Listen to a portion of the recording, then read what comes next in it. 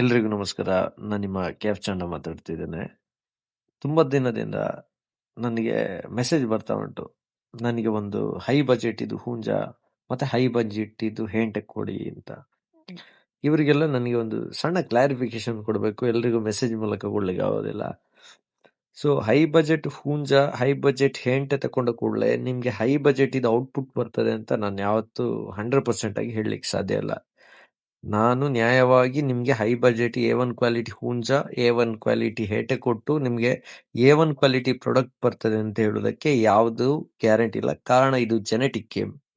ಇನ್ನೊಂದು ಮುಖ್ಯವಾದ ಕ್ವಶನ್, ಯಾವುದೇ A1 ಎಸ್ಟಾಬ್ಲಿಷ್ಡ್ ಬ್ರೀಡರ್ ಇರ್ತಾನಲ್ಲ, ಅವನು ಯಾಕೆ ಅವನ ಒರಿಜಿನಲ್ ಲೈನ್ ಅನ್ನು ನಿಮ್ಗೆ ಎಷ್ಟೇ ಹಣಕ್ಕಾಗ್ಲಿ ಬಿಟ್ಟು ಕೊಡ್ತಾನೆ?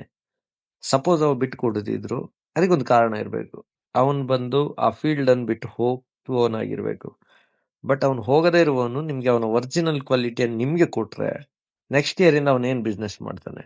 ಆ ಸಿಂಪಲ್ ಕ್ವಶನ್.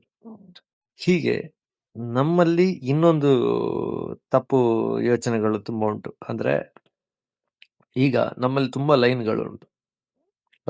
ಹಳೆ ಲೈನ್ ಅನ್ನು ನೀವು ಇಟ್ಕೊಳ್ತಾ ಹೋದ್ರೆ ತಂಬಿ ಅಣ್ಣನ ಲೈನ್ ಆಗಿರ್ಬೋದು, ಇಲ್ಲ ತಲೆವರ್ ಸೆಟ್ ಆಗಿರ್ಬೋದು, ಕರೂರ್ ಮಗೇಶ್ ಅಣ್ಣ ಲೈನ್ ಆಗಿರ್ಬೋದು, ಪುಣ್ಣಪುರ ಸುರೇಶ್ ಅಣ್ಣ ಲೈನ್ ಆಗಿರ್ಬೋದು, ತಿರುಮಲ ರಾಜ ಅಣ್ಣ ಲೈನ್ ಆಗಿರ್ಬೋದು, ಅಣಕಟ್ ರಮೇಶ್ ಅಣ್ಣ ಲೈನ್ ಆಗಿರ್ಬೋದು, ಇದೆಲ್ಲ ತುಂಬಾ ಒಂದು ಫೇಮಸ್ ಲೈನ್ಗಳು. ಇವರ ಲೈನ್ ಅನ್ನು ನಾವು ತಕೊಂಡು ಬಂದು ನಾವು ಹಾಗೆ ಜೆರಾಕ್ಸ್ ಕಾಪಿ ಹಾಗೆ ಪ್ರಿಂಟ್ ಔಟ್ ತೆಗಿತೇವೆ ಅಂತ ಹೇಳಿದ್ರೆ ಸಾಧ್ಯ ಇಲ್ಲ. ಯಾಕೆ ಸಾಧ್ಯ ಇಲ್ಲ ಅಂತ ಹೇಳಿದ್ರೆ ಬ್ರೀಡಿಂಗ್ ಈಸ್ ಎ ಆರ್ಟ್, ಅದೊಂದು ಕಲೆ. ಅಷ್ಟು ಸುಲಭವಾಗಿ ನಾವು ಅಂಕದ ಕೋಳಿಯನ್ನು ಇದನ್ನು ನಾವು ಬ್ರೀಡ್ ಮಾಡಿದ ಕೂಡಲೇ 30,000 ಬಜೆಟ್ಗೆ ಹೊಡಿತದೆ, 50,000 ಬಜೆಟ್ಗೆ ಹೊಡಿತದೆ, ನಾವು 50,000 ಕೊಟ್ಟಿದ್ದೇವೆ ಸೊ ನಮ್ಗೆ ಔಟ್ಪುಟ್ 50,000ಕ್ಕೆ ಬರ್ತದೆ ಅಂತ ಹೇಳುವಂಥದ್ದು ಅದೊಂದು ಸಣ್ಣ ಮಟ್ಟಿನ ಮೂರ್ಖತನ.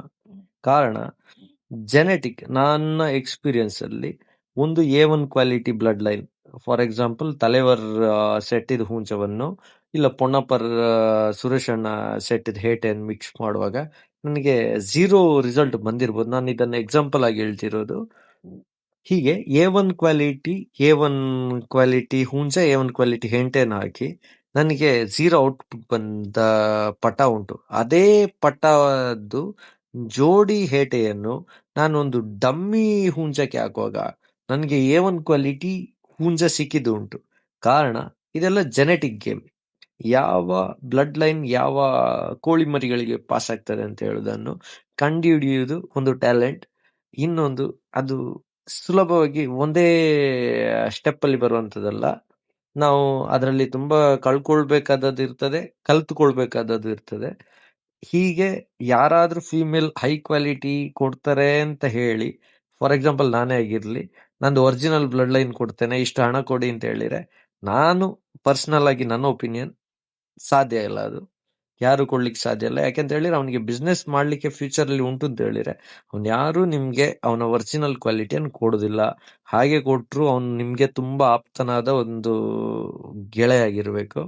ಬಟ್ ನನಗೆ ತಿಳಿದ ಮಟ್ಟಿಗೆ ಕೋಳಿ ಬ್ರೀಡಿಂಗ್ ಅಲ್ಲಿ ಯಾರು ಫ್ರೆಂಡ್ಸ್ ಇಲ್ಲ, ಎಲ್ಲರೂ ಅವರವ್ರ ಲಾಭಕ್ಕೆ ಇರ್ತಾರೆ. ಸೊ ಈ ತರ ಹಣಕ್ಕೆ ಕ್ವಾಲಿಟಿಗೆ ನೀವು ಮೋಸ ಹೋಗ್ಬೇಡಿ, ಜಾಗೃತಿ ಆಗಿರಿ. ಈ ತರದ್ದು ಇನ್ನು ವಿಡಿಯೋಸ್ ನಾನು ಡೀಟೇಲ್ ಆಗಿ ಹಾಕ್ತೇನೆ, ಸಪೋರ್ಟ್ ಮಾಡಿ. Thank you.